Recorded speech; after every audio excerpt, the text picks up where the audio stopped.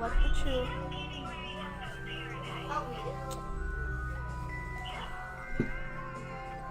Wait, I just had one concurrent viewer. What? I said I had one concurrent viewer. But I have no views. Wait, what? That doesn't make sense. Also, who viewed my video? I would And one more thing, we're not doing it tomorrow.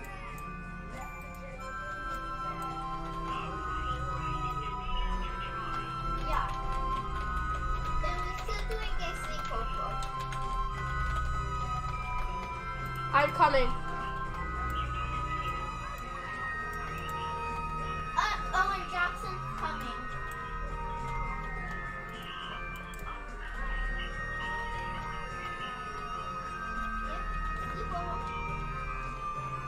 I'm trying to make a seed here.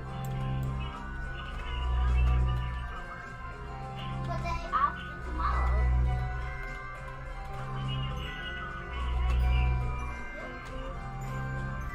Because we don't have school on Monday. No one does. Wait, we don't? No, we don't. Why?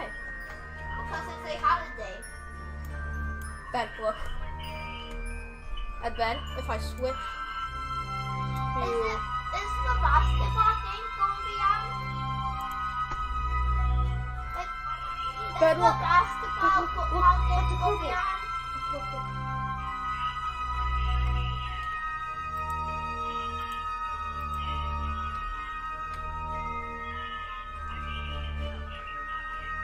Wait, it's going to be on Sunday?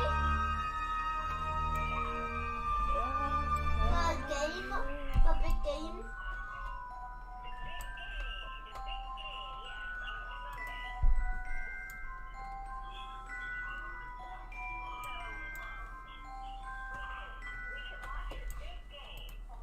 Falcor heavy.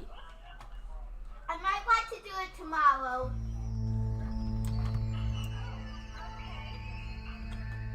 Wait, that means I can't come.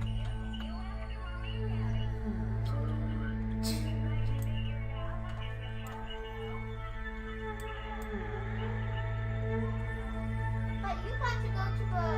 How about we do it Ben, I'm still in development of my rocket ship that I'm planning to release before February is over. I'd like, and also, how's it gonna affect you? I'm gonna be in the garage the whole time, anyway. Please. It doesn't matter if we have to watch the big game.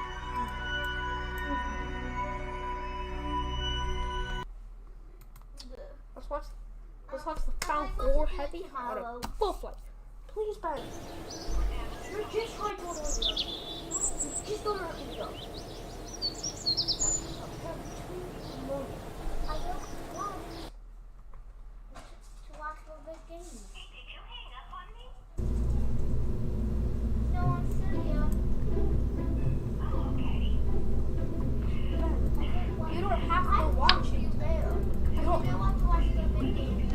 Ben, you don't have to watch it. Though. You're not forced to watch it.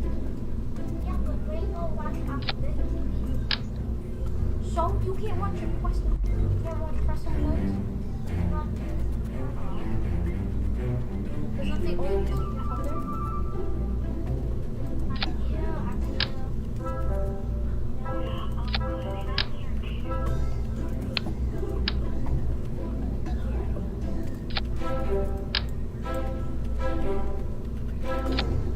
I feel like watching Ben, do you care about Preston Plays more than Preston Plays? Which one is it? So you have to choose one. So you're just gonna leave me because you want to watch Preston Plays. Okay? I'm gonna make yourself selfish. Yeah, Like Ben. 3 slices of cake. Yeah, Ben. But guess what? That's what it Guess was. what, Ben? Do you like being nice or do you not? I'm not the one who's saying you can't go. You can go. I don't care. No, I kept muting myself.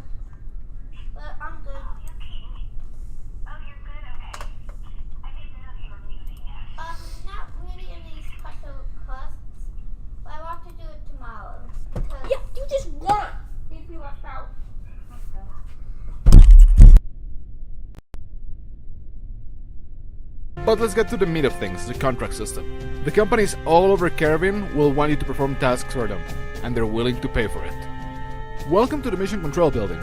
Gene Kerman works here and he'll show you and comment on your available contracts.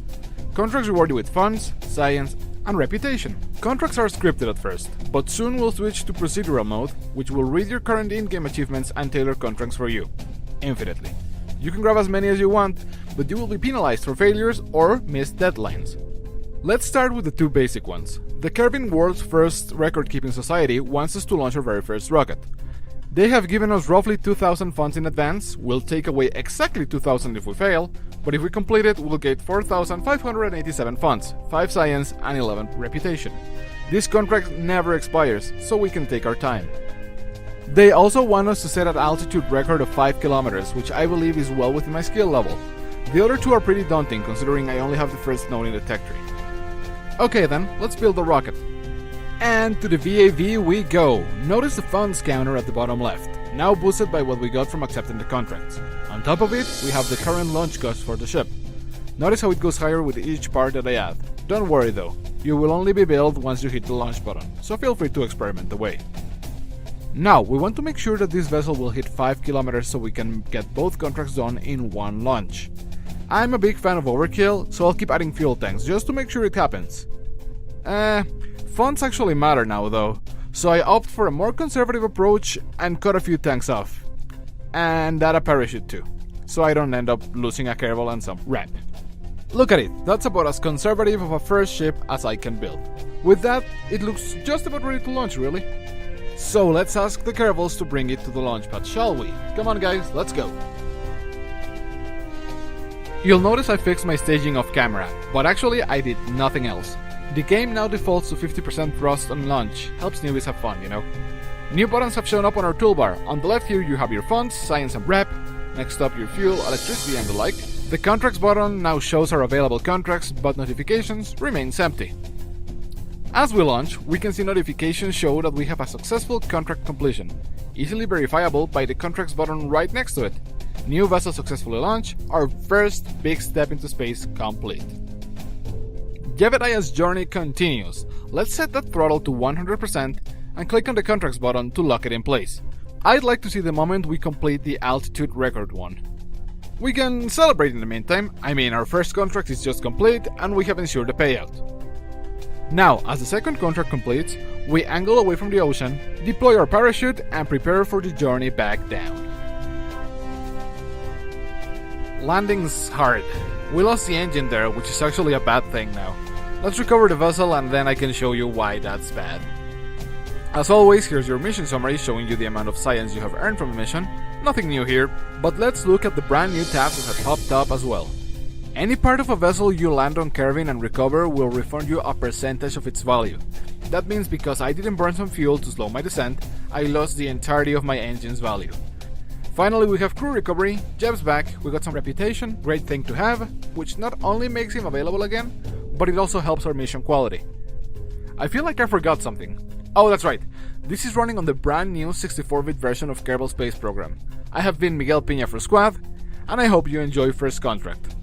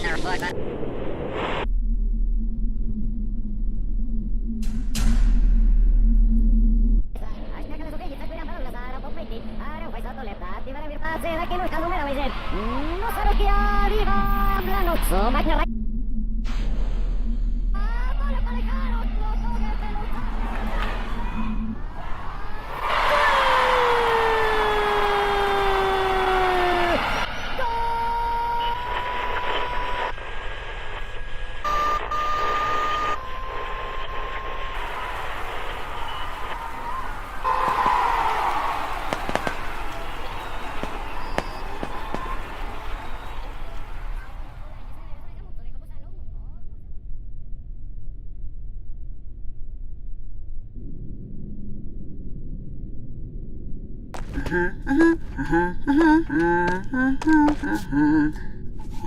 come on, Nazi. So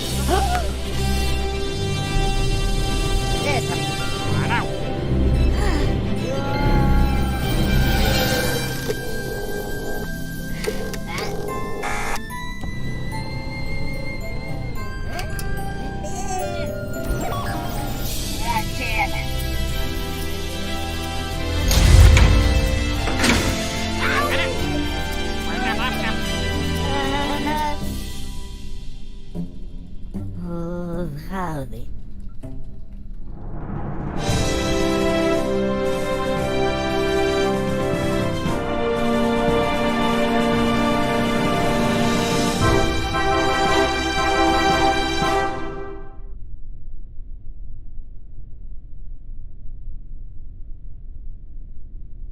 Greetings, Carbonauts! This is Miguel Pina, aka MaxMaps, just thrilled to tell you about the new Kerbal Space Program update, made in collaboration with NASA.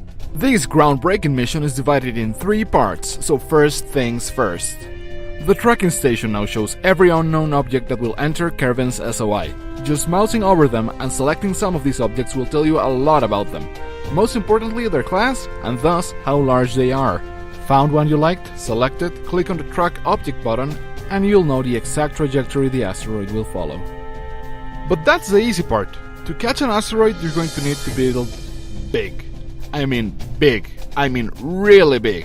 I mean big enough to warrant brand new, absolutely massive parts. After a little design polishing, you need to launch your meteor-wrangling behemoth. Notice something different? Like a complete lack of vertical strutting? Thanks to a new Unity feature, heavy rockets got way more stable. That means a lot less struts. But now for part 2 of the mission. An asteroid.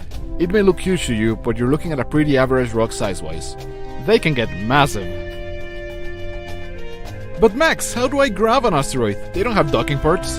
Well, now you have the Advanced Grabbing Unit. It chooses who will go and who will stay. This beauty will grab onto anything. Asteroids, spaceships, Kerbals who won't share their snacks.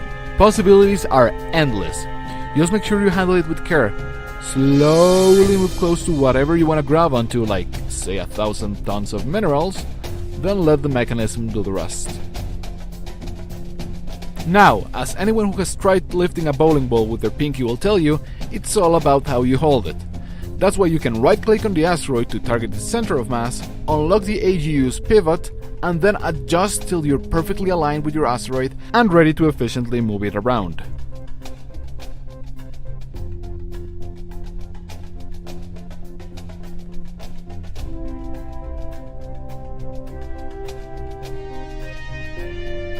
Test your capture design, light up your engines, and get ready for Phase 3. You did it! You've caught your own asteroid. You pulled it out of a Kerbin flyby or a horrifying impact into a safe and stable orbit.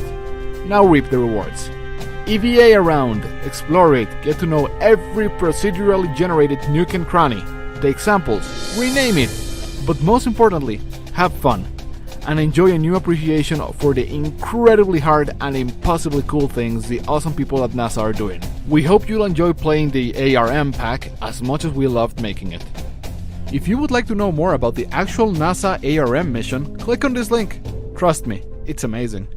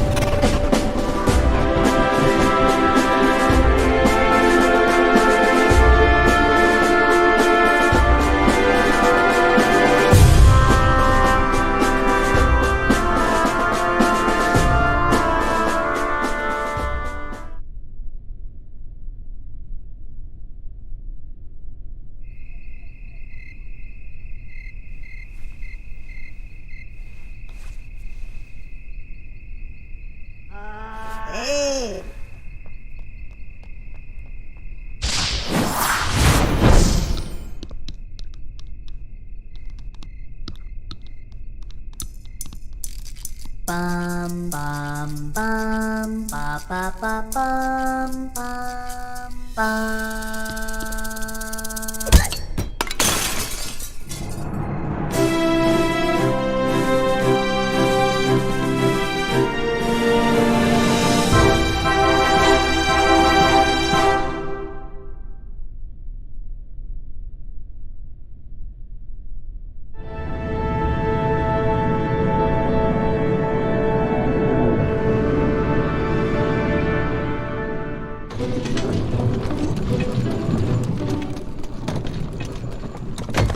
Kasawa nun. Yan, dito ko nun.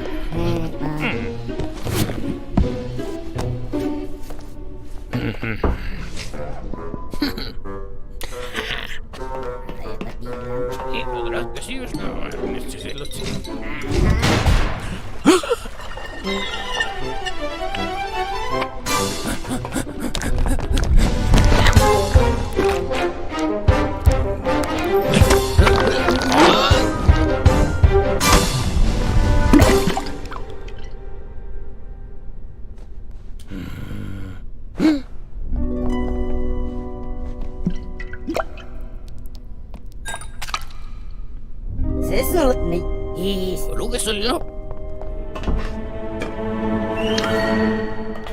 Sarili mo.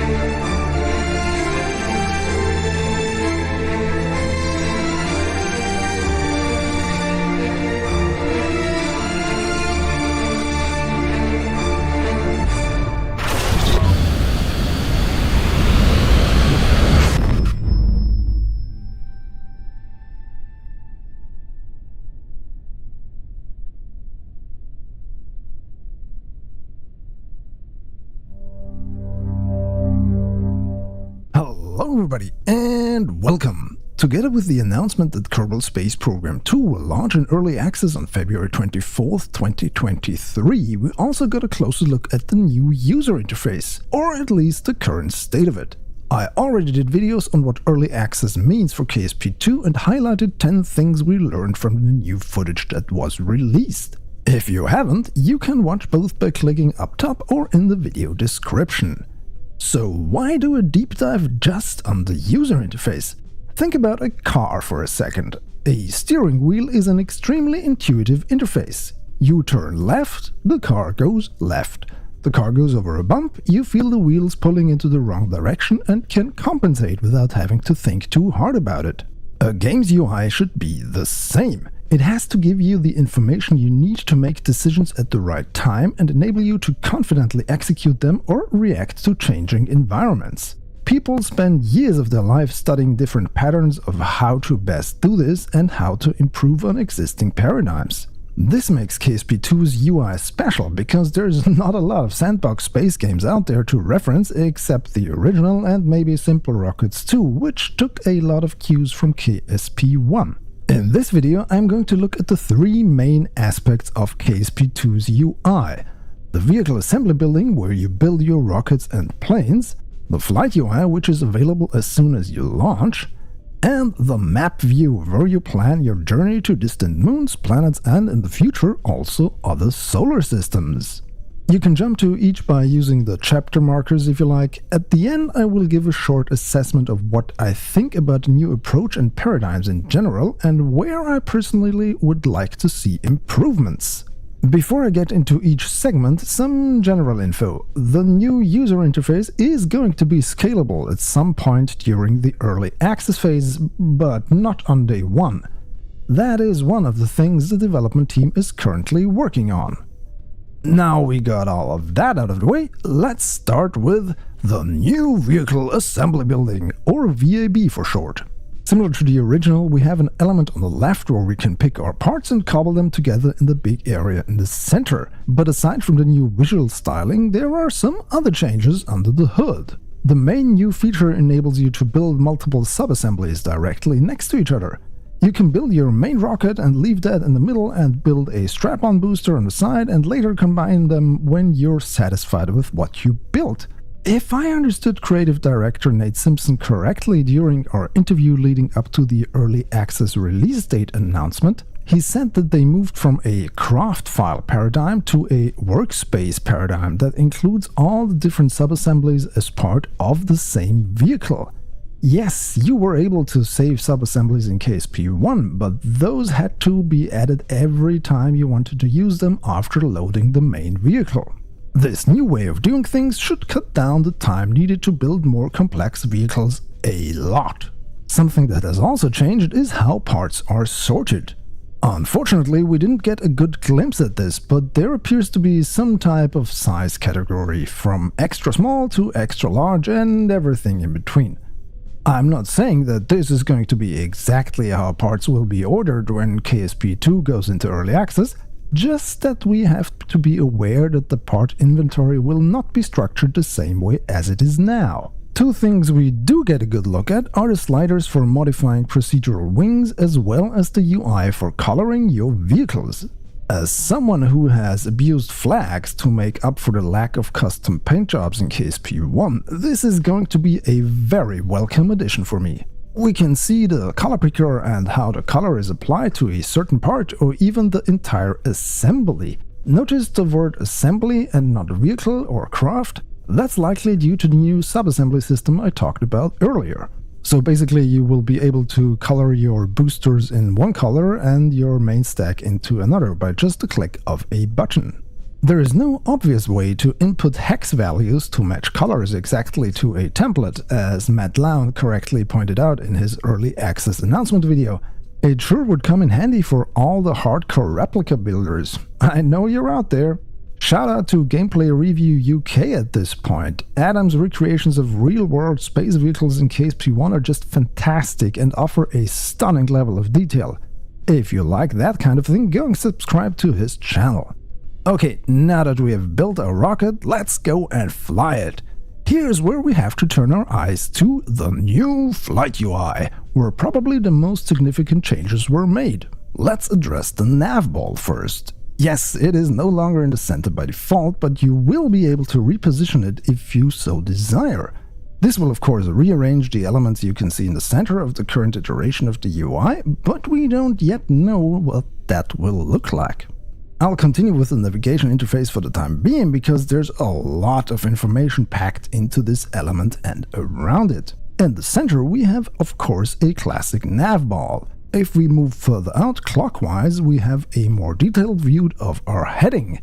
Then an altitude meter that can be switched from ground level to sea level. Notice the two indicators on the bottom of the altitude numbers for this purpose. Moving on, we see information whether or not SAS or RCS are turned on and if we are in range of communications. And completing the circle, we see our speed, which can be toggled between surface, orbit, and target speed. The three elements on top and on the sides are what Nate Simpson called tapes in the feature episode, and they are designed to give the player a visceral feel of how fast these parameters are changing. If we go further out, again clockwise, we see a small scale from +100 to -100, with 0 to roughly -8 marked green, then around -10 yellow, and everything below that red. This is your vertical speed. Basically, you see at a glance if your speed will result in your vehicle touching down softly while landing or crashing and burning in a horrible manner. Moving along, we can see an atmosphere indicator. Full blue is of course sea level, while black is vacuum. People on the KSP forums have already weighed in on this particular element because it is not clear whether or not the tip or the middle or the end of the little rocket marks the actual position in the atmosphere. Forum user PoopSlayer78, classy, suggested this would be more meaningful with a little marker so players can better judge where the vehicle actually is. Personally, I think that's not a bad idea, although I don't see the current implementation as a big problem. But I would like for the little red exhaust plume to disappear if throttle is off. As it is now, this miniature rocket is always firing, no matter what your actual vehicle is doing. Continuing on our circle around the navball, we have our apoapsis and periapsis information. We can see their values in meters and the time until we reach them. In some parts of the footage released, there appears to be some kind of issue where the M for meter is cramped too close to the in of the time, making it look like min, like short for minutes, but on this screen we can see that this issue has been already resolved. The final item around the navball is the throttle. No big surprises here, except for a short glimpse of the percentage the throttle is set to right after changing it. To sum it up, we see a lot of relevant flight information condensed into one element in Kerbal Space Program 2 that was scattered across the screen in KSP1, or non-existent like the vertical speed indicator. Personally, I am a fan of this approach, but we have to see how it pans out once we can get our hands on it starting February 24th, 2023. And as always, let me know what you think about these changes. Would love to know your thoughts down in the comments or over on my Discord server. Link to that is in the video description. Let's take a look at the element right next to the navball.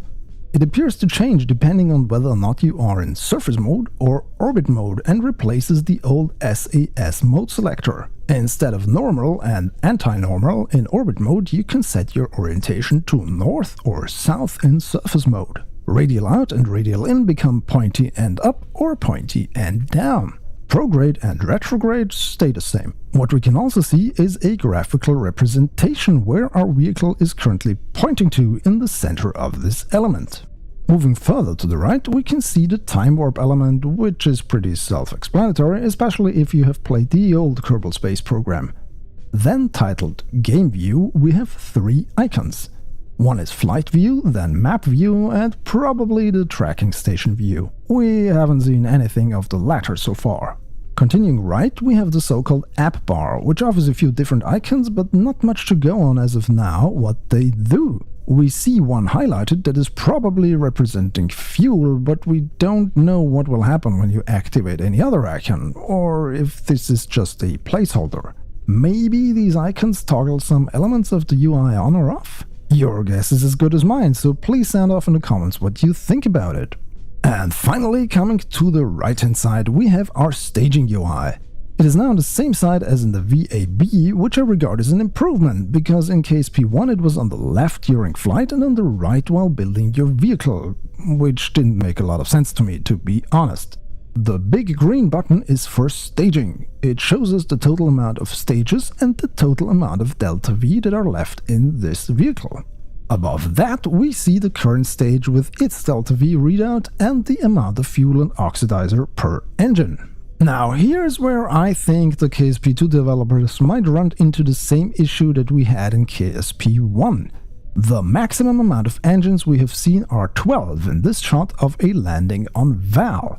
But there are players, including myself, that build vehicles with a lot more engines than that.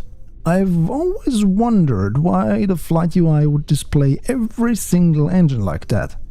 Inside the VAB you get engine groups depending on symmetry, at least in KSP1, not sure what the behavior in KSP2 will be. Usually these groups drain fuel from the same tank, so if there is a problem, it would be affecting the entire group, not just one engine. Sure, if one engine fails because it gets hit by debris or something, maybe expanding the group and flash that specific engine red or something. I never liked the KSP1 method where an engine would just disappear from the staging view when it gets destroyed. I would prefer if the game lets me know that there is something missing that should be there. Getting back to KSP, I'm not a fan of the thin fuel gauges here. I imagine if things get hectic that this is probably too thin to really register, but that is just an assumption and I will gladly test it as soon as the early access version is released. Alright, moving on up, there is the vessel resources indicator, which interestingly only shows electric charge and monopropellant in the screens we were able to see so far. Is this maybe not finished yet? Or does it not show fuel and oxidizer since those are present in the staging UI below? We don't know. Then staying up there, we moved left to the center where the portraits of our Kerbal crew are visible. Some players have argued that these take up too much space. As I mentioned, the UI will be scalable, so that could mitigate this problem. Also, one of the future improvements during or after early access could be an option to collapse these portraits. Personally, I think we have to see how much of a distraction they really are as soon as we can get our hands on the game. The way this new flight UI is designed, I believe our eyes will be focused on the lower part of the screen most of the time, since that's where the relevant flight information is located. So you might not even be aware of these Kerbals on top of the screen. Closing our walk around of the available UI elements, we come to the left-hand side of the screen where we have vessel actions. I don't really know what the raised hand means, but I guess the rest are lights, landing gear, at least it looks like a wheel to me, or maybe it's brakes, and the one below looks like a solar panel deploying. As for the X, your guess is as good as mine. Let me know in the comments what you think it could mean. Phew, now that we got our sweet time going through the new flight UI, let's look at a variant of it, namely the new map UI, which we can see here. Since it is very similar to the normal flight UI, I just want to highlight two main things here. First, see that sphere around the moon? That is a representation of the sphere of influence of this celestial body. This eliminates the guesswork out of your orbit planning, because you will be able to see whether or not you are within the gravitational pull of a moon or planet. When not focused on the target body, the changes to the sphere of influence are represented by these new icons. On the right side you enter the moon's gravity well, on the left side you leave it again. One thing that plagued me in KSP1 was how all these events on an orbital path would overlay and make selecting one specific item very tedious. By extending them with these white lines, the developers not only improve visibility, but also make them more easily selectable in KSP2, one would hope. The other thing I want to talk about is how you will get from one planet to the next in KSP2. In the text accompanying the early access announcement, the developers mentioned a new non-impulsive maneuver planner. So what does that mean? In KSP1, a maneuver was calculated for a single point on your trajectory. Meaning, if your interplanetary transfer burn requires 2000 meters per second of delta V, the game calculated it as if you were able to unload all of the required energy for that maneuver in an instant. Therefore, you had to start your burn before the actual maneuver node and continue burning afterwards and hope you end up where you want to go. The further away your target was, the harder this got. KSP2 on the other hand takes the required acceleration into account, including the change in trajectory that this acceleration will itself cause. No more start your maneuver X minutes before the node, just wait until you reach the designated point on your orbit and start your burn when the countdown hits 0. This way we should be able to reach our destinations a lot easier than before. And that improvement will be invaluable when it comes to interstellar travel and the vast distances players will have to traverse. Okay, this video is already a lot longer than I originally planned for, but I hope you guys got some valuable information out of it. Before we come to an end though, I want to quickly talk about what criteria I would judge the new KSP2 UI against. First, will the new UI enable players to recognize quicker what their current situation in-game is? Second, will the new UI enable players to make the right decision more confidently? In the end, the answers to these questions will decide whether or not the new UI is well designed, no matter what any of us think about specific color scheme or graphical style. Remember my steering wheel analogy at the start of this video. Unless you can get your hands on the actual game, any discussions about the real-world usability of this can only be based on assumptions. Me personally, I use the mod Kerbal Engineer Redux extensively when playing KSP1. It offers additional information I cannot get by using the normal user interface, or at least not in such a condensed form. So far, I can already see a lot of stuff that I need within the new KSP2 user interface.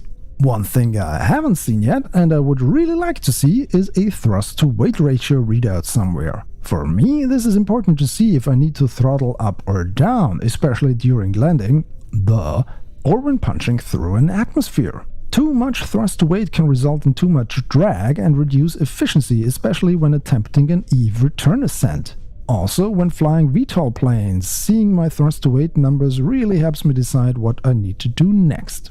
Alright, that was my deep dive into the new user interface of Kerbal Space Program 2. What do you think about all of the new or changed stuff within the new UI? Let me know in those comments or on my Discord server. As I said, link is in the description. And if you enjoy these types of videos or want to support my channel going forward, since I will be doing a lot of KSP2 content as soon as I can play the game, you can also go over to my Patreon site. Either way, I really appreciate that you were sitting through this rather long video right until the end. If you enjoyed this video, please subscribe to my channel for more and follow me on my social thingies. The links are in the description. Thanks for watching. Goodbye.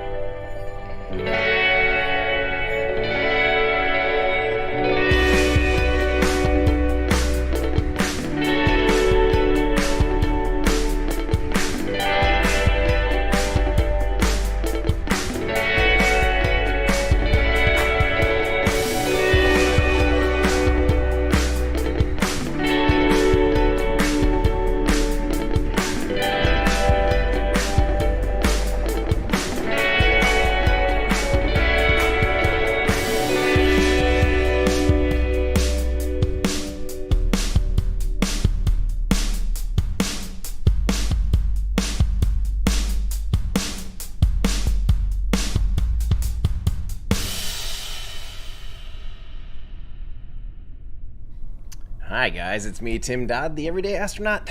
It's Starship Week.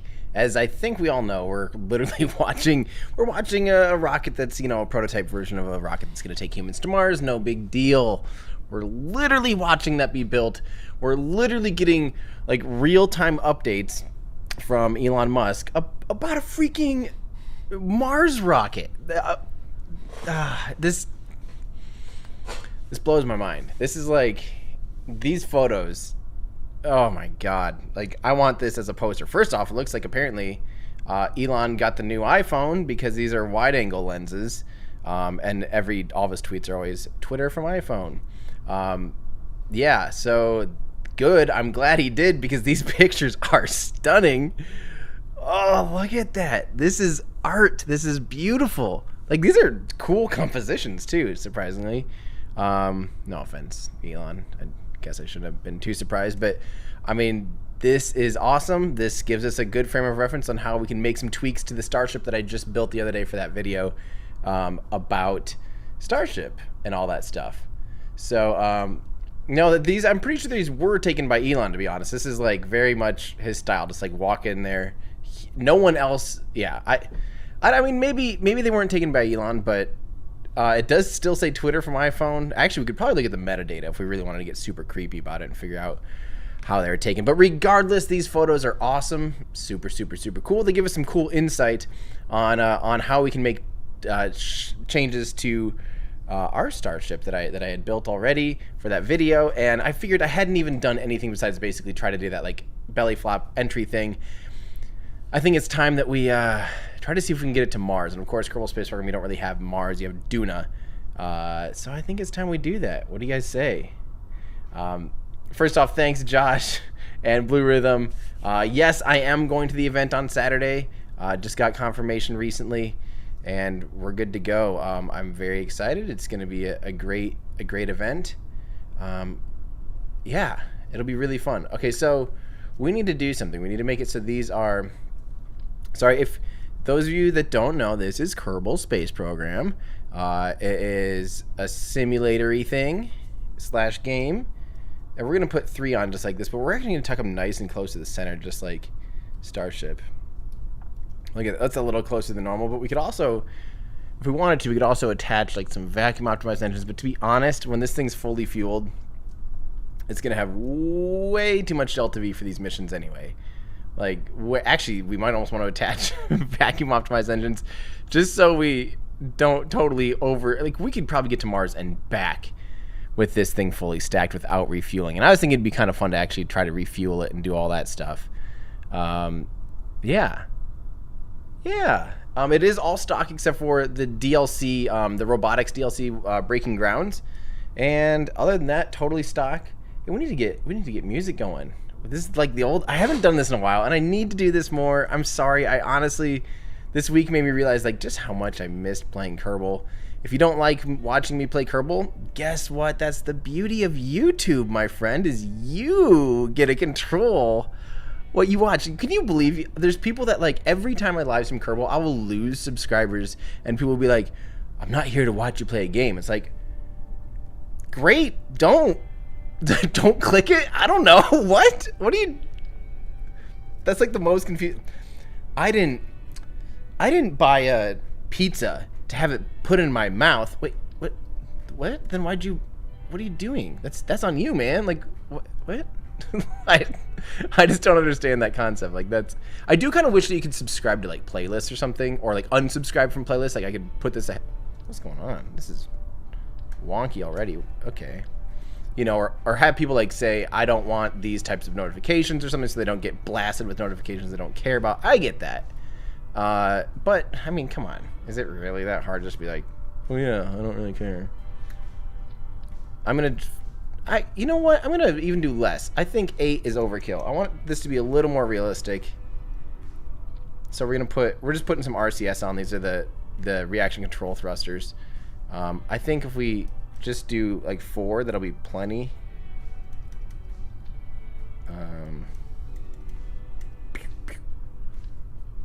How is everybody? I hope you guys are doing great. This is a crazy busy week. It's super exciting. There we go. That looks pretty cool. I'm just, yeah. The event, I believe, is at 7 Central, ish. So, yeah. So, get ready. Tune in. It's going to be fantastic. As I love these events these are like the Apple events for space nerds, in my opinion. This is just like super, super fun to be able to watch these events. I'm going to put some thrusters on the very bottom. This will make it easier to do mid-course adjustments and stuff. And we're also going to go to 6 legs because we found out that's the number thanks to Mr. Elon Musk. 2 under the things. Okay. Melo, I'm here to watch you play a game. That's perfect. You're in the right place then. So what we're gonna do, this thing is programmed to be able to do, the finny, flappy, body flappy things. Innocent Raptor, how are you, man? Hi. But I think I'm gonna make this so we actually have like ISRU and stuff like that, like in situ resource utilization and a drill and a way to get home. Even though, like I said, I honestly bet we'll have enough Delta V to just do this whole mission anyway. I'm gonna put we're gonna do like a smaller mission, like, you know, these are like the first. This is gonna be roughing it because there's only gonna be. I'm pretending that, I don't know. We only have the first dozen people going to Mars, dozen Kerbals going to Mars. So we're gonna only do. Actually, this will probably help. Yes, actually, this is a good idea because I like how I'm correcting myself. Oh, actually, Tim, this is a brilliant idea. Because this will help us lower our Delta V. Like right now we have way too much power. And you know what? I'm going to do this. I'm going to make all just kind of tweaking this baby here. Oopsies. Whoop. That's our ISRU resource utilization. That's how we are able to mine and get more fuel off of Mars or Duna. And let's see. I want to put one of the cupolas. What happened? Where? Oh, hiding in plain sight. But yeah, the event is on Saturday, guys. I will be there, of course, bringing you guys coverage. And I can't wait. It's like the best time of the year. Like I said, it's like Christmas or something. I'm going to try and stack this a little cleaner. Like, I don't want that big, dumb, pointless gap. Let's put one of those lander cans in there. Man, everything's changed on me. I have not had time to play this very much lately. So I'm sorry if I'm just like wandering around like a total gomer. There we go. I'm going to turn this so the hatches is windward or leeward. There we go. Starship. You're looking starshipy, kind of.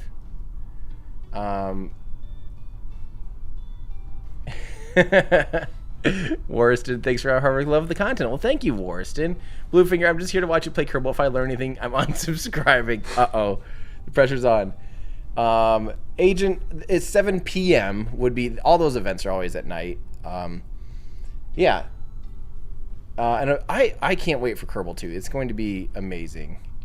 I mean, as much as I've gotten so much love in my life out of Kerbal Space Program, like, it has been so awesome. And if Kerbal Space Program 2 provides me even 1/10 that amount of incredible experiences,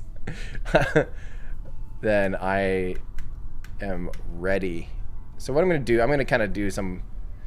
I'm too lazy to make like an elevator and stuff. That could take way too long. I really want to just get this thing to Mars. I really just want to fly it. But I figure while we're at it, we might as well get Kerbals ready and all that stuff, you know, and send them there. And oh no, hang on, did I mess up the hatch? Yeah, so I'm gonna just make it really easy to egress. We're gonna pretend, use a little bit of our imagination if you still have one of those left, and we're gonna just have it so we only have to put a ladder here, I guess.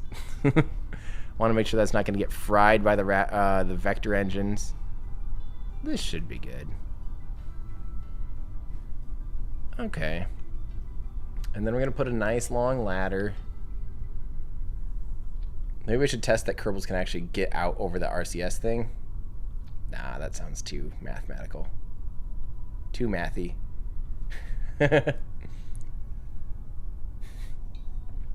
Matthew, hey, remember to hydrate. Hopefully we don't have to worry about hydration as much in climate-controlled Iowa compared to the dead heat of Boca Chica. But thank you. I will stay hydrated. Okay, this is looking pretty good. Oh, we need an ore tank. I hate that, like, I don't even want to use any of the ore. I just want it to be there. Just a nice small one. And then we're going to need a little bit of a drill. Maybe we'll put 2 drills on in case we lose one on descent.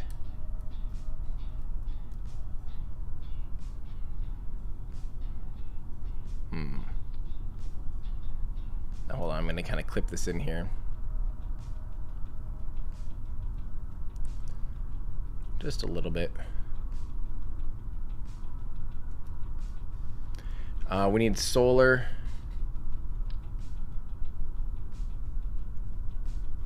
Again, on the leeward side. Hopefully these don't totally burn up on entry.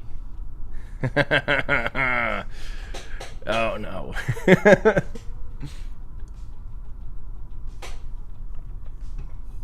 Yes, I do. Last time, this general design that we started off with at the beginning of the stream, before I started tweaking with it, I already had up in that Kerbal X or whatever the one store is.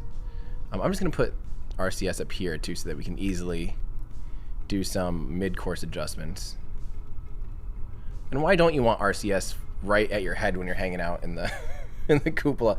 Speaking of cupola, do you guys see? Can I share this quick? We got to take a little second of a break because this is like the biggest deal that I'm not sure how...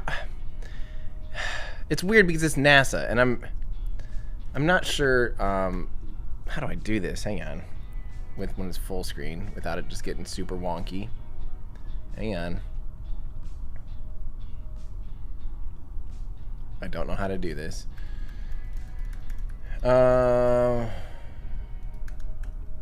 Okay, check this out. Did you guys see this? That I found out my stickers are on the International Space Station. I didn't know this was happening. I still got to find a way to get the full resolution versions of these, but this is legit.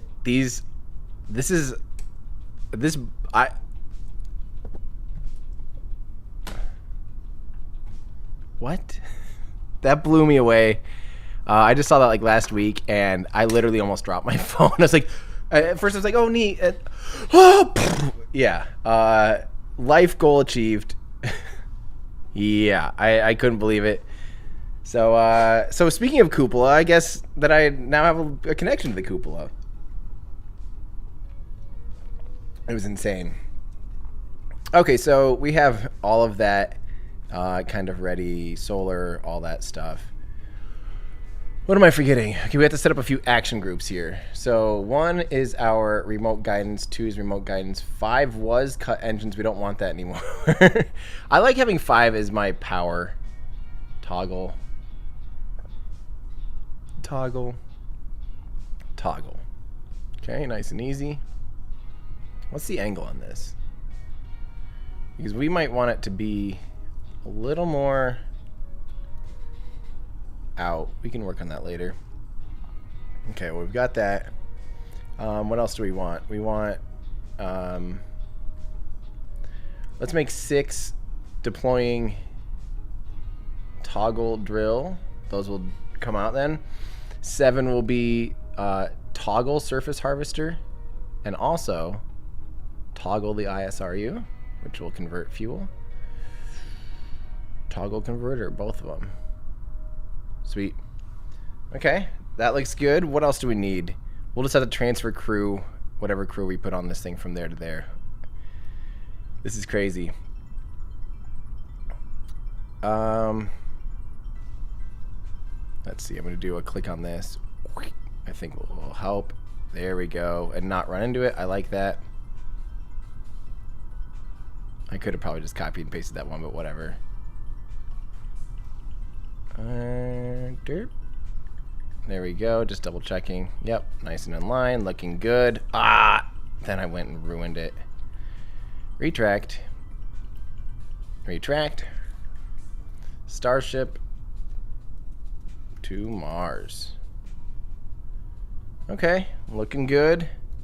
So what else do we need here? We got to stack this on a super heavy booster, of course. I'm debating just doing a quick little hop test with this thing, although our thrust to weight ratio is too low.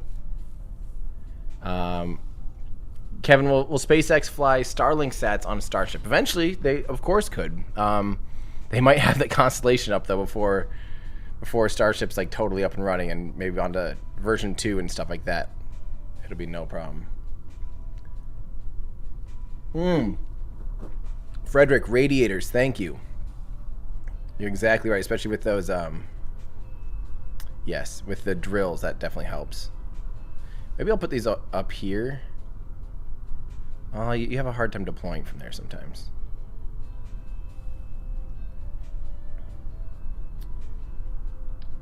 I'll do some large ones, why not? Those are so big. They're always really fragile too. So I'm going to tuck these in and just kind of clip them, and we'll just pretend that they have this cool stowage thing. Hopefully that works. I'll also make those on Action Group 5 just so everything toggles at the same time and it looks super cool. You're right, we should definitely have like some kind of antenna. I'm just going to throw something on there even though it's not going to be accurate. But just kind of for fun, we'll act like it's not necessary in the game type I'm playing. But here. That looks weird. I don't like the way that looks. Oh. Right.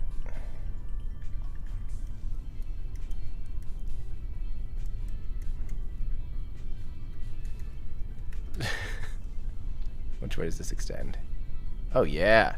From inside a fairing, just like how it would not work at all. How's it looking? I feel like we've got I think we've got pretty good. Someone said, Tim, everyday cosmonaut or astronaut? Well, don't forget the suit you wear does not actually determine what country, your country of origin. When U.S. astronauts fly on Soyuz, they wear the Sokol suit. They're wearing a Russian suit. It doesn't mean they're a cosmonaut. So what you are is where you're from, not what you're wearing. So even if I'm wearing a Russian high altitude flight suit, I would be a astronaut because of my country of origin. Let's see here. Kevin, hopefully that answers that question. I'll answer a few more questions once we finish this build. Let's do just a quick shakedown of this while it's here on the ground. I'm nervous these landing legs won't work. And I'm also nervous that, let's do an uncrewed version and just make sure our thrust to weight ratio is above 1. Okay, looking good. We're just going to do a quick little like systems check of it on the pad. And while we do that, Kevin Ray answered, thank you. Mitchell, just because of your beautiful beard. I have a horrible beard, but thank you. I'm sure, honestly, yours is probably as good as mine, because mine's not very good. So thank you, Mitchell. Matthew, hope to see you next year in Dallas on a live show. I think we'll do that for our Ludicrous Future. I feel like I need to tell people about this way more often. People are like, Tim, why? It's been so long since you made a video. Why aren't you talking about this? It's like every week I talk about all this stuff on a podcast already. I just think people don't realize that I have a podcast that I'm a part of. It's called Our Ludicrous Future. I think there's a link in the description. If you guys want more of me talking about space stuff and you want to hear me like reacting to Starship updates and stuff like that, Our Ludicrous Future is where I do that.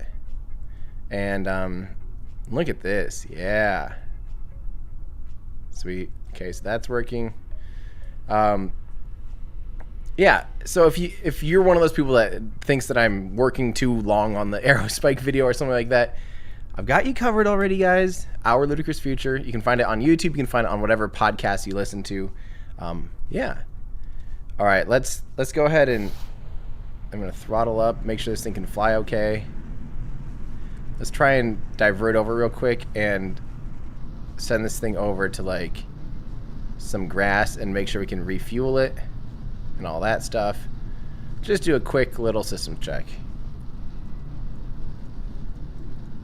Make sure everything's looking good. I don't want to try to refuel from cement. For some reason, that just kind of seems weird. This is kind of like Starhopper's first flight.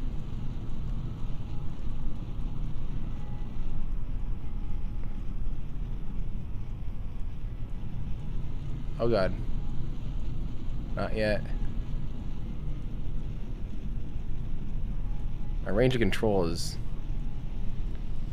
way less sensitive than I used to, actually. Normally I have like an above 1-to-1 thrust to weight ratio by a lot. And it's like 1-click increments, and this is like many clicks increments, so I'm just not used to this. It's actually, it should be really easy to fly. Like this, nice and smooth.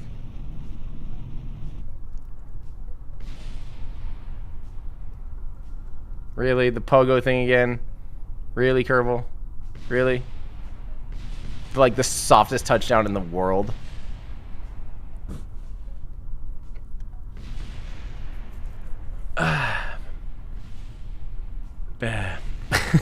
Why? Why? Oh, man. Well, whoa, look at this. What is this? 0G? What is... What? What? What? What exactly is happening right now? Are radiators lighter than air? Okay, well. Oh, that stinks, guys. I don't know what to do because I messed around with that for freaking ever last time. I still don't know the best way to solve that. Maybe I'll go back to 8 legs because I at least had some success landing on 8 legs before. Sorry that it's not quite Starship prototype Mark 1-able, but it's good enough. I should probably also make sure a Kerbal can get out of this hatch. That sounds like a thing that I would normally forget to do. So I need to put them in the, where's that one? Wait, where's the MK1 lander can? What? Man, oh, there we go. Here you go, scientist or engineer, whatever you are. Javan, you're gonna test this out for me. No, you want the springs to minimum. And when we had damper to max, it ended up just doing the bouncing thing. Sonar Pilot Audio, thanks for your dedication to efforts. Great to see Elon engaging with you so much. I'll bet he's a patron. I don't know if he is. That'd be weird. That'd be crazy. But thank you. Random Stuff Fixer, Tips Fedora, thank you. Chris, I like how your everyday astronaut was put on the ISS by an everyday astronaut. It's true. That's a legit thing. Thank you, Chris. 3D Fix, I can't help but look at Starship and feel like all the bumps on the surface will cause vibrations and problems. Is that final build quality or not? Looks shoddy. Well, don't forget these first prototypes are like way just built as cheap and inexpensively and easily as possible with the minimum path to like completion as possible, just making it as simple as they can. So they really aren't, the fit and finish isn't great for now. You can already tell a pretty big difference in fit and finish between MK1 and MK2, the one out in Florida, versus this one. So, well, this seems to work okay. You can see some, so those little ripples don't make a huge effect compared to the mass of the vehicle and all that stuff. I don't think it's going to be an issue. Okay, let's check these legs out again real quick and see if we can't just... I'm not going to worry about MVAC engines on this. We have way too much Delta V already, like I said. Uh-oh, wrong button. If we can recover from this, it'll be amazing. We won't.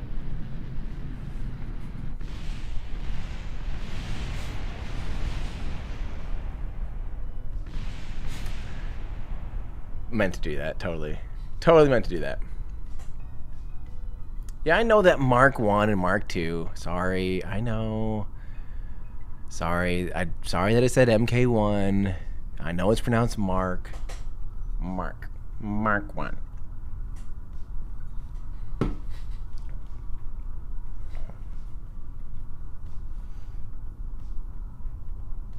Oh, man. Okay, let's try this.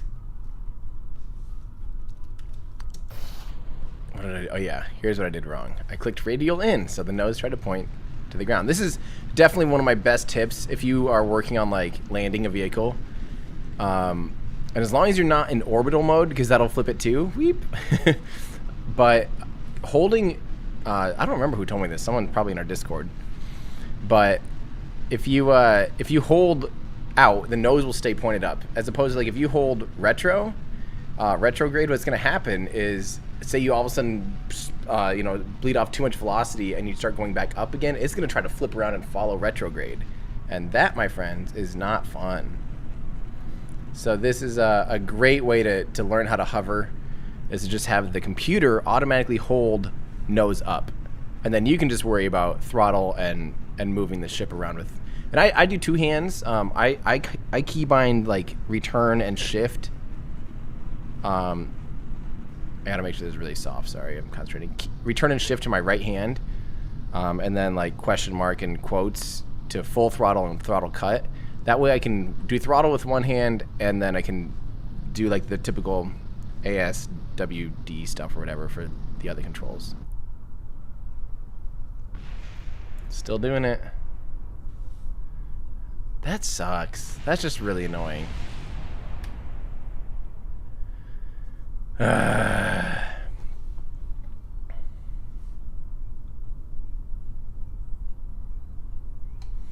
Dang it. Let's double check our... We do have our damper strength to maximum.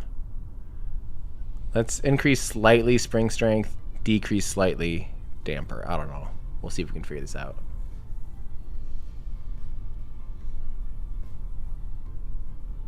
We could use robotic pistons. Are the robotic pistons better? There aren't any bigger legs, unfortunately. It's true. It does have more. It does have more fuel than it would land on Mars, most likely. Although I have it pretty stripped down right now. Hey there, Action from Azerbaijan. Awesome. You're welcome. Thanks for saying hi. Thanks for being in here. And Heavy Cream, if you had to guess, do you think solar arrays will extend from aft like shown before, or they figure out a workaround for space and weight? I think they'll do something similar to how we have them, like mounted on the aft end. Something similar to some of the first prototypes we ever saw. I'm guessing it'll be something like that-ish. My ship just might be too heavy. We can try some robotic legs. That's actually a great idea. Let's just go straight up and straight down. I don't need to worry about the refueling. I'm sure I'm fine with that.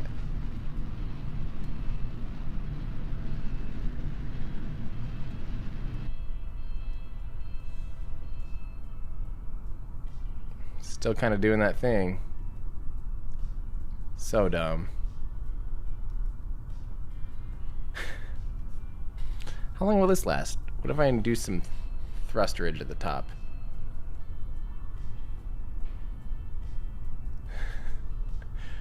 Please stop. Great. Oh, I also have the Canards mobile. It looks like we don't want that. Thanks, Matt for anticipating Beyond. Love your content. Hey, thank you very much. Thanks for saying hi.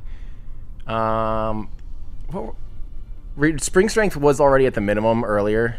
I think we need to just go with robotic legs. And I'm not sure how much fuel we're going to land on with Mars, so I don't want to totally lighten. I want these just to be beefy legs. Let's try just using pistons in here. And the robotics, the new robotics thing, because these are going to be pretty strong too. I'm just going to attach 6 of them. Like this. I'm going to tuck these babies in. This might be the way to do it anyway, just because they look awesome.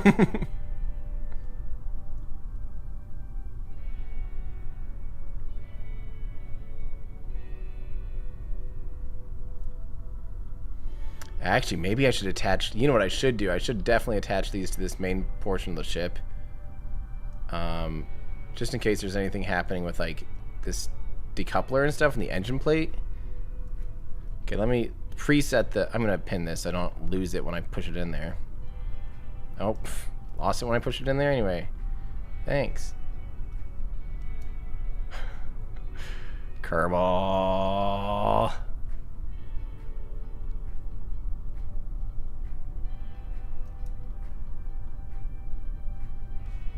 Okay, that seems reasonable. I mean, it's very packed tight in there. That's actually kind of cool. That kind of looks the part better, to be honest.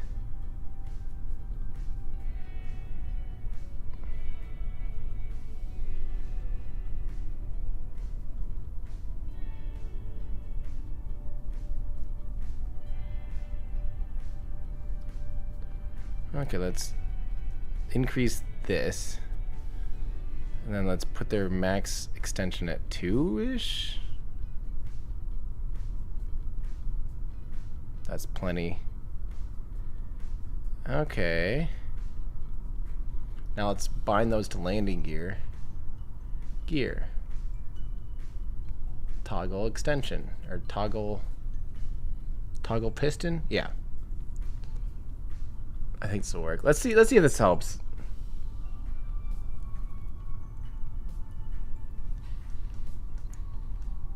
While we're waiting for this to load, guys, check this out. People were asking about grid fin Nautic coasters because this is the old one. Look at this. Slightly updated version 2.0.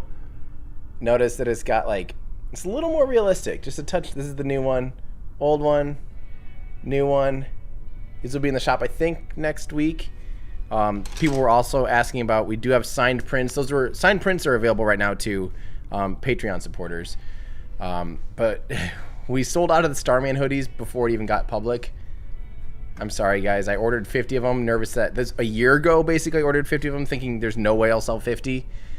And they sold out before they even went public. So if you were one of those people trying to get a Starman hoodie, don't ask. I'm so sorry. That was the biggest headache of my life. And I don't want to talk about it. We're going to try and do like a round 2 version that's maybe a simplified version.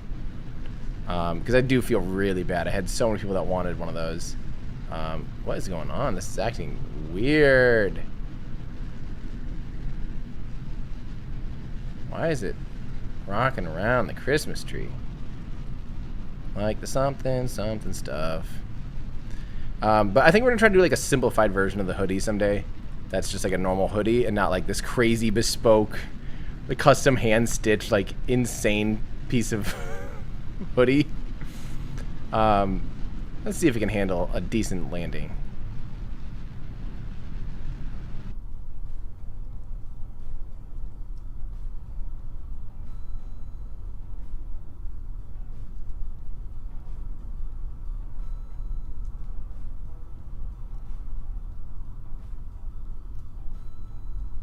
I think so. That's pretty great, actually. We have a lot of fuel in this thing still. We are heavy. We're quite heavy. So if it can handle this, let's see what happens to if I lower it. Can it survive sitting on its engine bell? Doesn't like it. Does not like it at all. Ooh, and those are still clipped in. Man, something about this structural tube is not happy. To lock the pistons for landing. Ooh, would that make them stronger? If they were locked?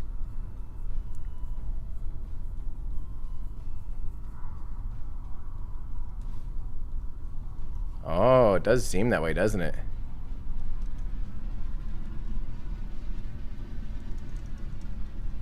Maybe they'll crawl around just a little bit more. Or a little less, I mean. Uh-oh. Abort.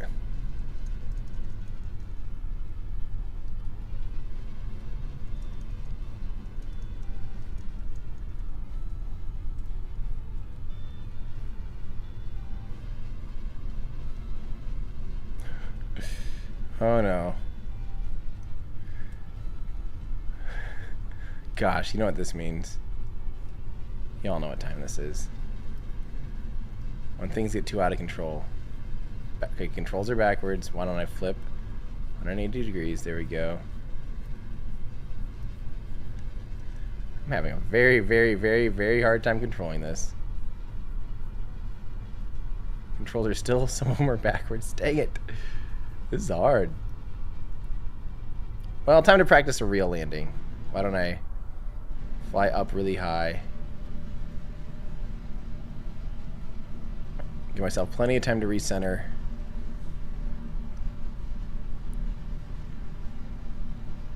There we go. Okay. Just had to abort out of that one. Sorry, guys. Plus the rubber pads that go on the bottom of the pistons for grip. There's rubber pads that I can add? Tell me more about this, Sloppy. I don't know what you're talking about. I think you're making stuff up.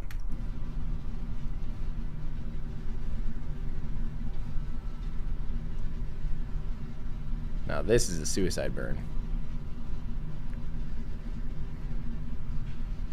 Still seems overly sensitive. I might actually have to lower the gimbals just a touch. They're a little crazy. The added pads? Okay, I am in then. Uh-oh. I'm definitely into landing actually pads.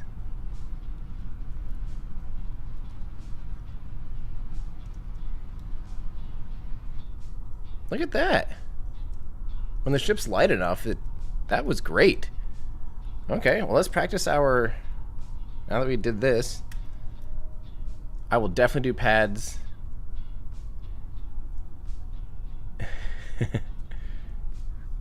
Alright, 6 to deploy the drills, and 7 to start mining. Look at that. There we go. Now time warp. Let's watch this baby refuel. Let's see if the landing legs can handle it. Ooh, the fact that that's not good. The fact that my solar panels are stacked actually makes it so that the top ones are basically blocking the bottom ones. But now it's... I get fully fueled. And it actually wants to get off to an angle. Huh, I should have considered that, huh? Well, anyway, it'll work. Maybe we need to... Mars actually has 4 times less solar power, so we need to really organize our solar panels to not be dumb, I guess. Alright, I want to check out the landing pads you guys are talking about. Are they under robotics? Is it a click thing? Where are they, guys?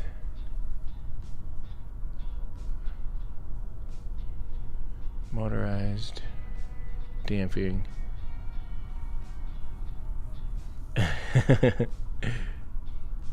Not in robotics. Utility? I've never seen landing pads before. I will be quite shocked. Ground? Thermal? Electrical? Comms? Coupling? Payload?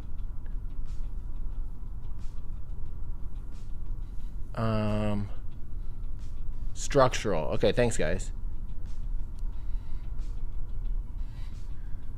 This is gonna be another time where I have no idea what I'm looking for. Oh! Look! Guys!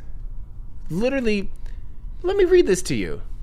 A medium-sized, non-slip pad so that the feet of your mechabot do not slip out from under it on the shifty sands of Duna, which is right where we're going. Comes in 2 form factors and 3 grip levels. Holy crap, that's awesome, actually. This is like the best news ever. They're kind of ugly. I'm going to go with medium, and that just looks horrible. You know, you got to have a little bit of form with a little bit of function. Wait, form with your function? Sure. Why is it not just cleanly binding?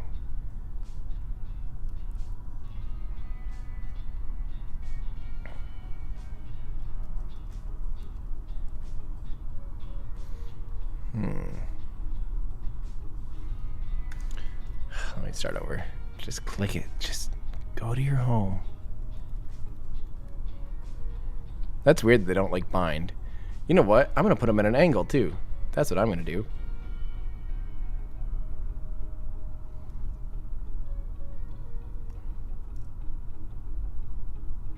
Sweet. And then, oh, round. High grip. Wow. What do you mean it's upside? The pad's upside down?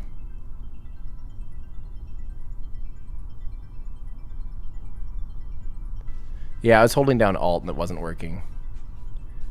You think it's upside down? I mean, I know nothing about these, but...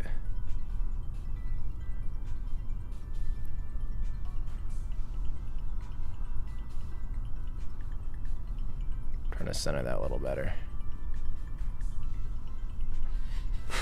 It's not upside down, I don't think. Mike wants to know if I'm going to create a canard coaster. Not planning on it. Hi, and also hi, Paul. It's been a while. How are you? I'll test. I am going to push these in just a little bit because it just looked funny when they're retracted.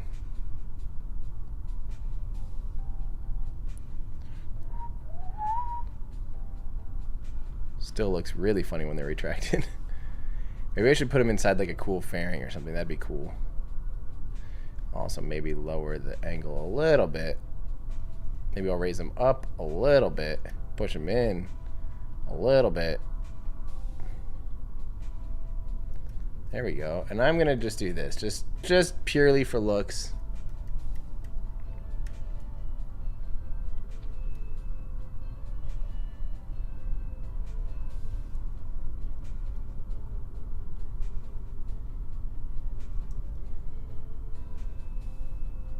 Cool. Okay, let's retract them fully at the start. Let's test these out. Not Realism Overhaul. This is all stock, and it's uses the what's it called? The Breaking Ground DLC package that has the robotics. Z-Man, I should try playing on console. Why would I do that when it's just a more stripped down, harder to well, probably because it's harder to play and be a challenge. Touche. Ooh, they're installing the shrouds and the flaps right now. Not as clean looking as they were in Elon's video. Well, again, these Mark 1 and Mark 2 prototypes are just literally kind of being thrown together, you know. Here, I wanted to show you guys this. Look at, while that's loading. Oh, I don't have that. That stuff's not listed publicly yet still, is it? Oh, I do have a rapid unscheduled discount section now. So I'm trying to clear up some old inventory because I do runs of things. I don't do print on demand. My whole store is actually runs of things. So if you click in here, some of this stuff is like super cheap, basically just right at cost pretty much, just to clear up room and make room because we have a lot of stuff coming in. Yeah, friendly reminder. Oh, these are back in stock too now, the utility pouches, mini moon lamps. These will be in next week. So yeah, there you go. There's your PSA. Okay, let's see if this actually works now. Should I be locking them still? Someone else mentioned locking them.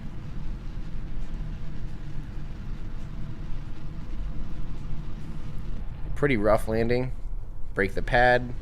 Okay, let's fly out of the, rise out of the ashes like a phoenix. From the ashes we rise. Let's go divert.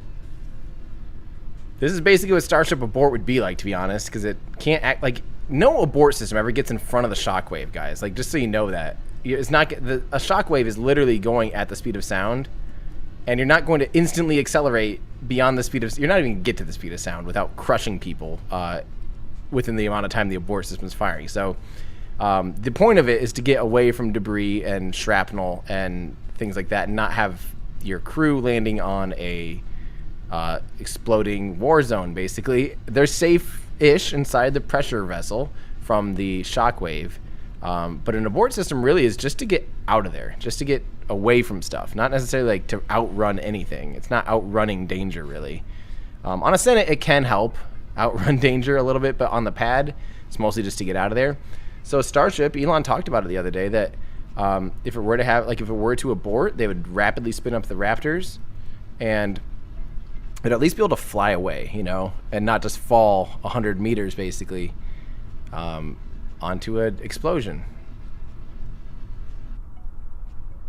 Hey, that's pretty great. Honestly, that's a solid set of landing legs. All right, what do you guys think? Pretty great. Should I try lock? Should I make it so they do lock?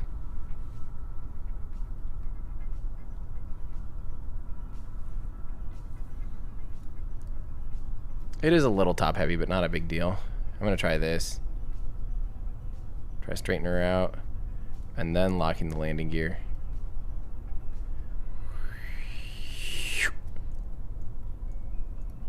That helps.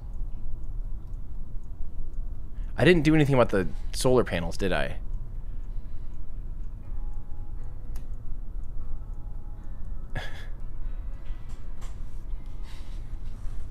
Okay, let's see if I gotta fix the solar panels, and then let's do it. I'll put a lock in the action group. I agree with that.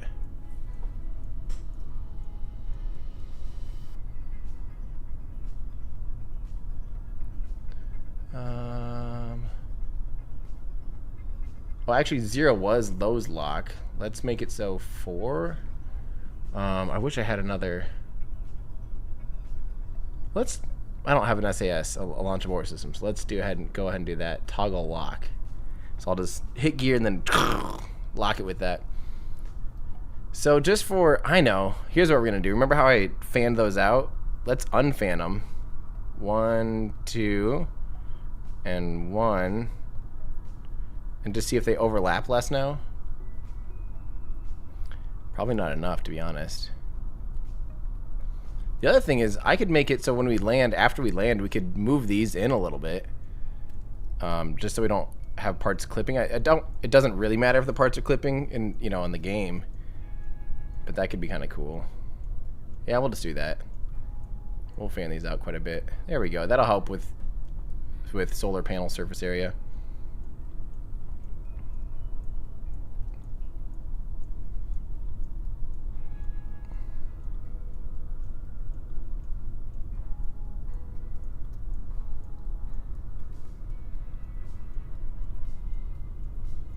Something like, sorry, concentration face. Something like this. Cool. No, I've never played Elite Dangerous. I don't really know what that is, to be honest. Okay, I think we're good to go there. What else do we need to do? Fuel cells don't work when you're trying to create fuel, because are they efficient enough to run an ISRU and have an ISRU make more fuel than they consume? That seems like that's, even if I'm against that, because that's like a what's that type of machine called? Like a backwards fake machine thing. I can't think of what it's called. Someone, mom, help. What's that called? I'll never know. I'll never know. And I don't really know Elite Dangerous. I've heard of it, but I don't know. I don't really play any games besides this game. Why would I? Perpetual Motion Machine. Thank you, guys. We'd get there someday. Okay. Just to solidify this. This is the hard part, though. It's making this thing solid enough. And I know that the engine plate will... Well, let's do a structural tube. For just a tiny little one to stuff the avionics and stuff in there. Because I do want to try to land this too.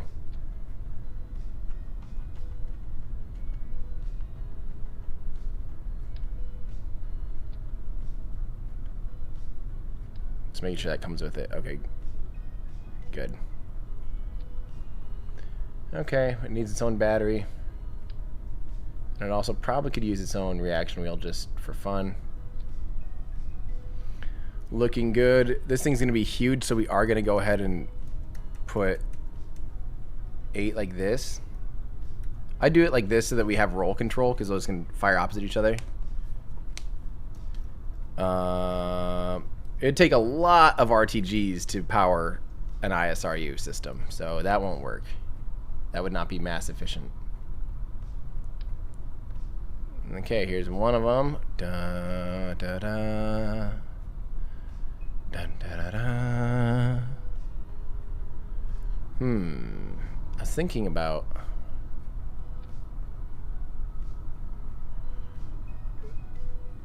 part, grandparent part, yeah. Grandparent part, 1, 2, 3, grandparents. Let's hear it for grandparents. Let's see.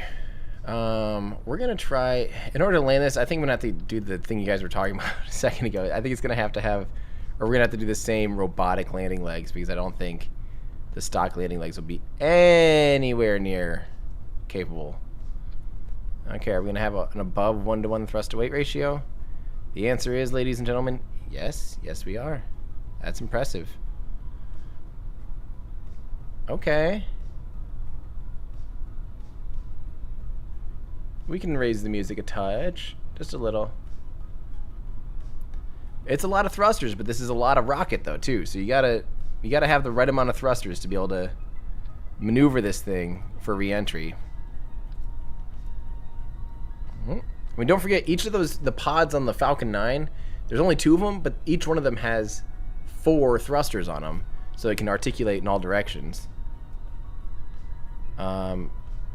Z-Man wants to know, they want to start their own, he wants to start his own, I assume with Z-Man, wants to start his own space music YouTube channel. Or space YouTube channel, not music. Space YouTube channel. My number 1 tip is start. Period. Otherwise, you'll get stuck trying to figure out what you're going to do. And you won't know what you're going to do until you start doing it. That's just the way it is. There's a graveyard of people that that's never start one, or that the end of their YouTube careers that they never start. You know, they like I never knew what to do, so I don't know. You know, it's like that's the number 1 killer of YouTube channels, is not even starting. So that would be my advice, is literally just start. They're gonna be terrible if you look at my videos from 2.5 years ago when I started, it is the most cringy thing you'll ever see in your life. It looks like it was color graded by a 4-year-old. They're bad videos, and I'm like yelling at the camera. The audio is terrible. The video is terrible. That's called the start of a YouTube channel. That's just what it is, you know. And you'll learn from it. You'll learn from feedback, because it's the internet. You're gonna hear plenty of feedback, and you'll learn what kind of product you're best in. You'll learn what kind of product, you know, you should make, and find your niche and find your voice. But it takes getting started, so you even know what that's even remotely like, you know. I'm gonna do this, but I'm gonna tuck these in because they are ugly. Work they may, but they are ugly. And I'm actually gonna need these, since these need to be for this really tall thing. They actually better be really, really wide, shouldn't they?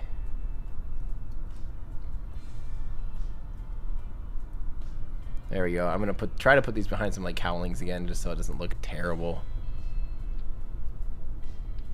And just for my like OCD's sake, I don't want those things totally covered up. I have no idea if that's gonna be able to support the weight. I'm gonna also do fuel like this, so that the last one, so we lower our center of mass, is this last fuel tank, so that'll drain last. Photoshopping tutorials were kind of fun. I'll admit that was pretty fun.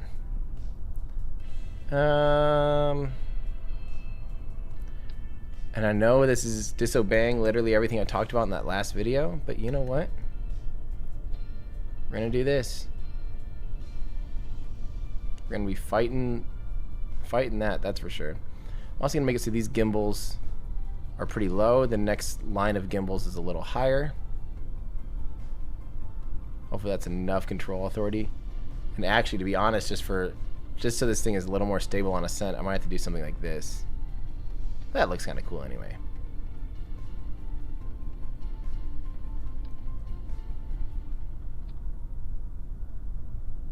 Okay, okay.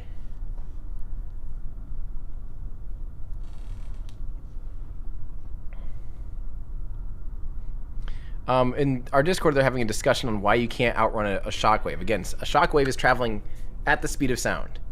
Period. That's what a shockwave is. It's actually the compression of something that's traveling at supersonic, and then the shockwave and the transition of whatever. It travels at the speed of sound. It can't go supersonic unless you compress it and expand it in a de Laval nozzle, basically. So a shockwave goes at the speed of sound. By the time it explodes, within 10 milliseconds, think about how far away it is. Like, it's already going to go beyond your entire vessel before the vessel even realizes you know, blown up, and before its abort system even ignites, and then say the abort system ignites, say it's pulling 15 Gs. How long? I think it takes something like, I don't know, 10 seconds of 15 Gs to be able to get up to Mach 1. Someone find it for me. You can't do it. Okay, so that's that answer. I think we're ready to... Man, this... Should I just go for it? Should I just totally go for it? I could use air brakes up here. Yeah, why not? That'll look a little better and they can tuck away. They don't provide very good control in the, like, aerodynamically. But we can try it anyway.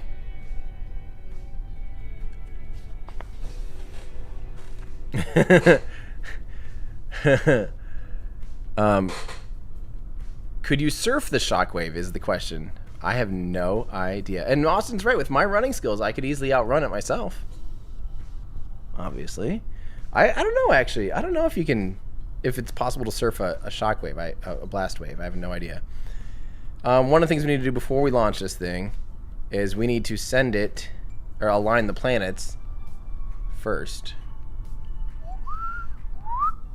And we need to stuff it full of some poor Kerbals that might not, very well might not make it back. They're just going to ride a totally untested vehicle. Why not? You know what I'm going to do? I'm going to tuck these in more. I'm going to make their extension 3. Duh, why didn't I think of this? And tuck them in so that when they're totally retracted, you don't really see them. Yeah, that's cool. That's super cool. Okay, should we put a bunch of Kerbals or should we just put like 5? I feel like 5 is plenty risky. Okay.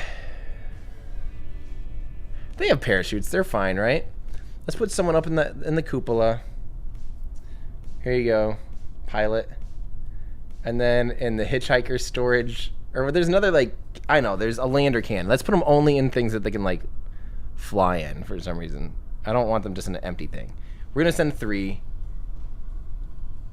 That's what we're doing. Only 3. They have, I forget that they have, like, little clothes now. Oh, blue? I like blue. I've never seen blue. That'll stand out well on the red surface of Mars. Okay, so Starship to Mars. This is crazy. Put a small truss. It'll act like a crush zone. Michael wants to know how I like my Tesla Model 3. It's the best car I've ever had in my life by a lot. It's amazing.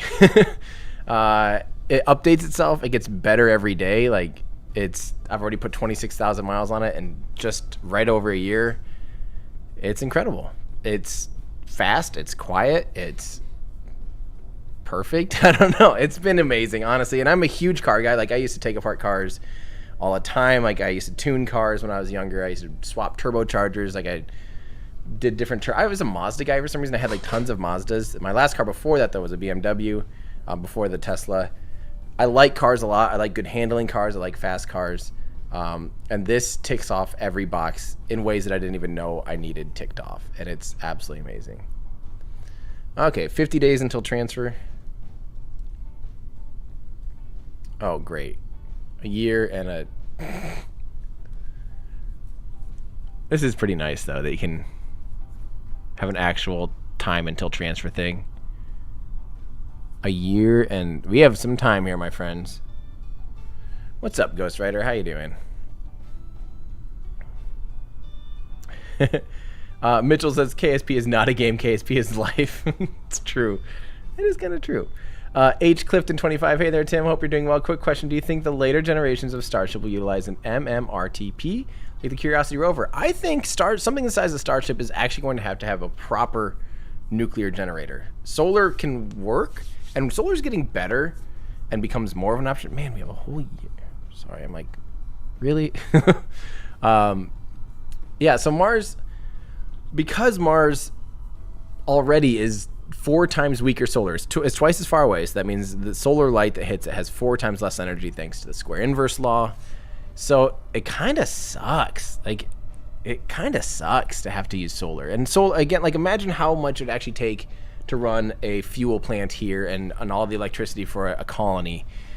Like, now you have to take 4 times that to the surface of Mars. I think a small an actual nuclear generator, not an RTG, might be a really, really good answer. Am I doing this right, by the way, guys?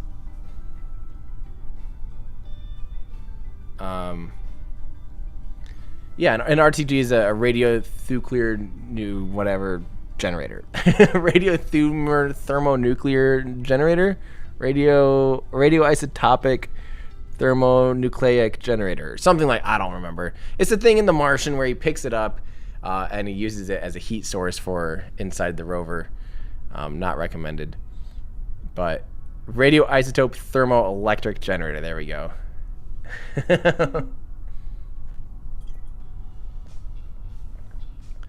Nuclear's great for a power supply.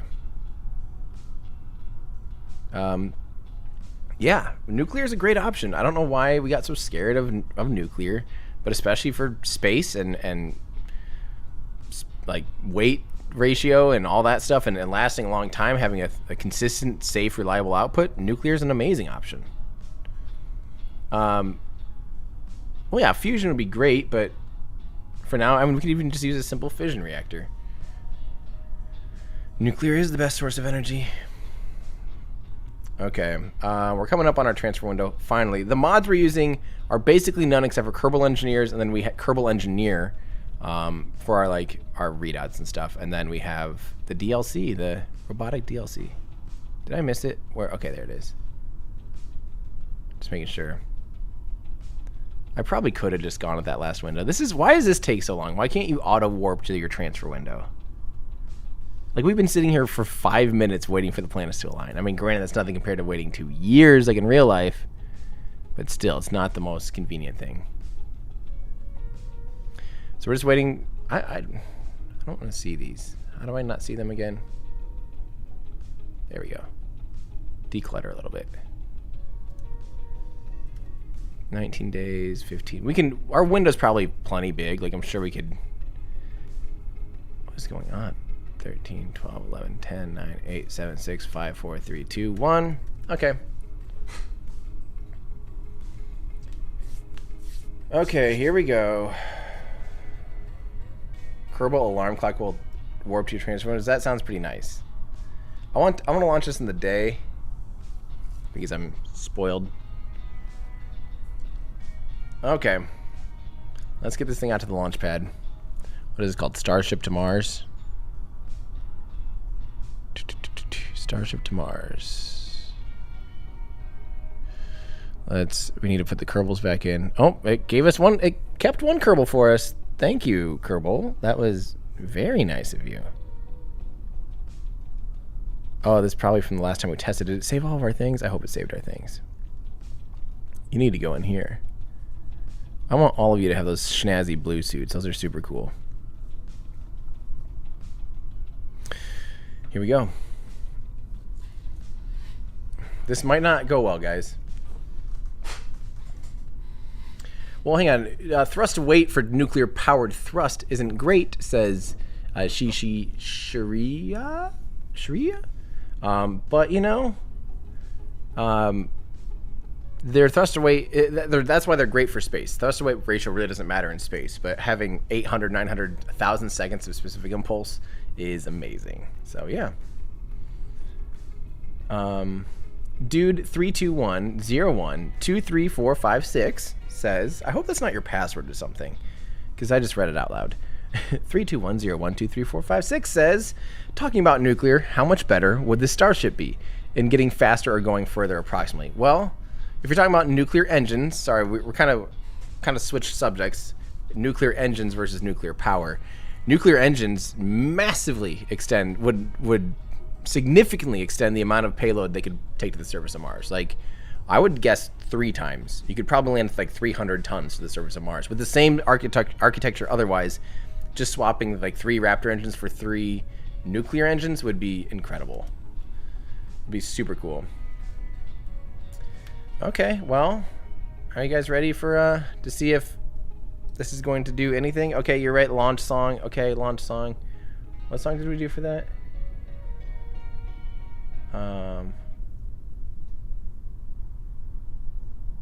Did I even put that on this album? Wait, what's the launch song? Do I have this on the album? Which song are we doing? This is Go for Liftoff. I don't know what you guys want. I don't know. I don't want to like sit here and wait. Play Starman? That's not a song. Let the bodies hit the floor. My intro song, is that the... Okay, that sounds fair. Okay, you guys ready? Here we go. 3, 2, 1, hip hip.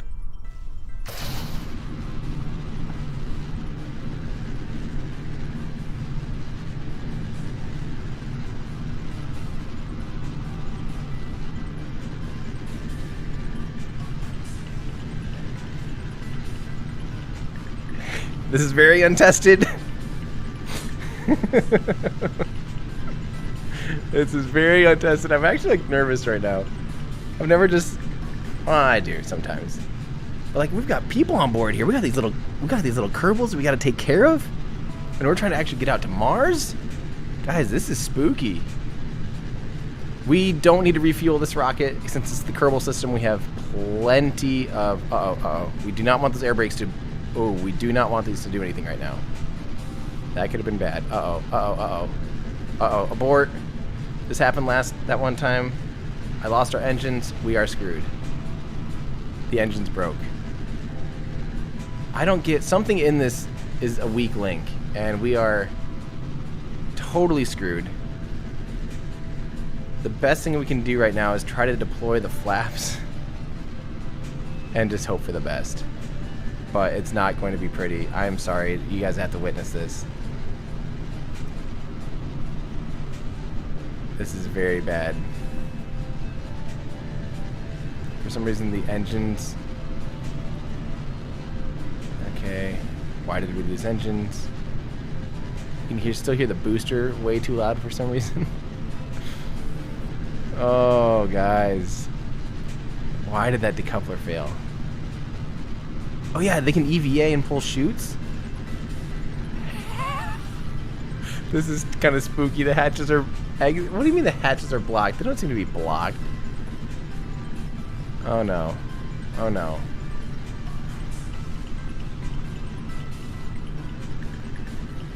I'm sorry, guys. Maybe they'll survive.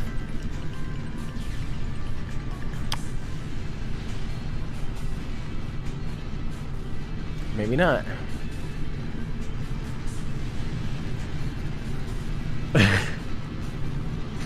Just cheery music as flames rain down on near the launch pad.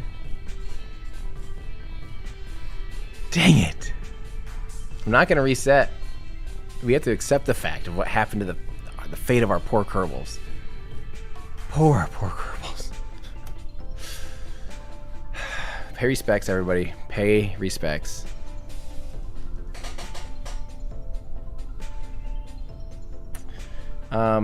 Staging wouldn't have done anything.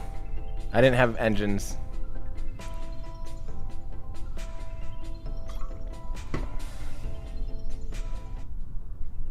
Music's going back down. Okay, let's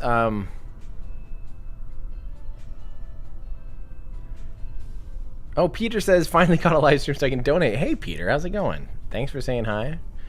Thanks for hanging out. Thanks for catching the live stream. Trevor says we should use liquid fluoride thorium reactors, LFTR, on Mars. Thorium is half-life of 14.5 billion years. It's more abundant than uranium and safe. I don't really know anything about that stuff, so I'll just say probably. Sounds good to me. I'm trying to think of... We better have these at 0 authority limit for now. Do I live in a shipping lane? Can you guys hear that?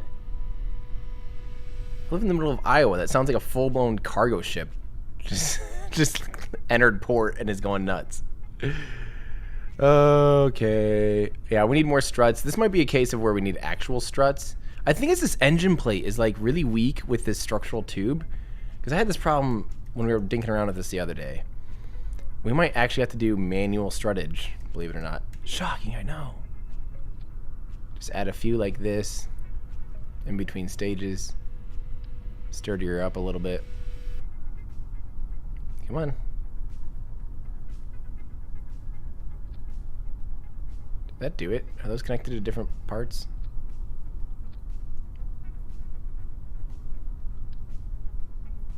Okay, let's do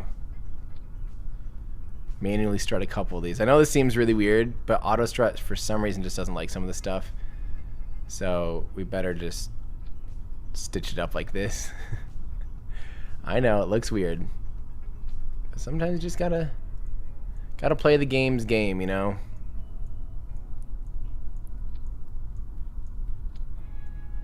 Stitch her on up.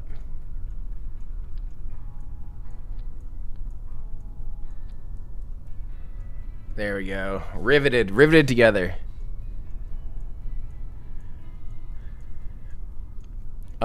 Like Flying Planes, I appreciate you telling me that my gravity turn is wrong. We're doing okay, though. I'm more worried about pitching this big, massive surface area over when it's this weak and wobbly. I'm more worried about that right now than I am having a perfectly efficient gravity turn. It'll just break in the atmosphere. So I'm just playing it easy. Don't you worry, my friend. We're not everything has to be perfect. Just good enough. I want a pilot. Why don't I have any pilots? Here we go. Give me some more pilots.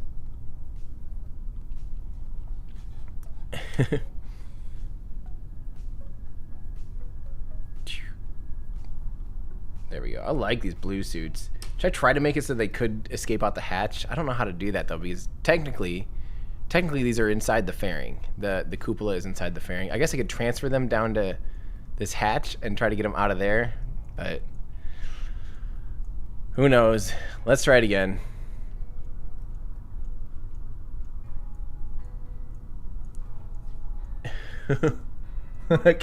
James says, kills pilots? Why don't I have any pilots?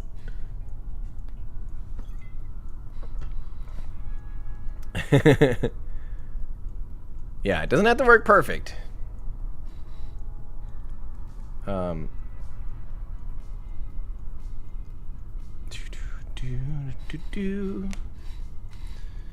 right. Sorry, I'm just trying to double check here. I've got a lot of stuff trying to go on this weekend. Big time.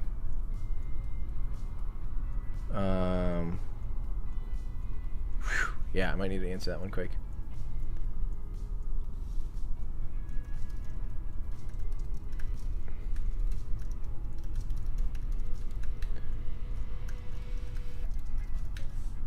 All right. Siggy says, plays Their Life on Mars by David Bowie. Well, there's a reason I use my own music is so we don't have copyright strikes, because that's always a huge thing, and more for me it's more about the future. Like what happens in 5-10 years if a law changes or something. I don't want to have like a channel randomly demonetized for a video that used a copyright song like 5 years ago or something, or have some weird thing. I'm just always like, whatever, we'll just use my own music. Which, by the way, don't forget, you can actually, my music is everywhere, Spotify, iTunes, all that stuff. If you like what you're listening to, you can listen to it there. Okay, and also Alexander says, or Alexander Zio, they call him Jebediah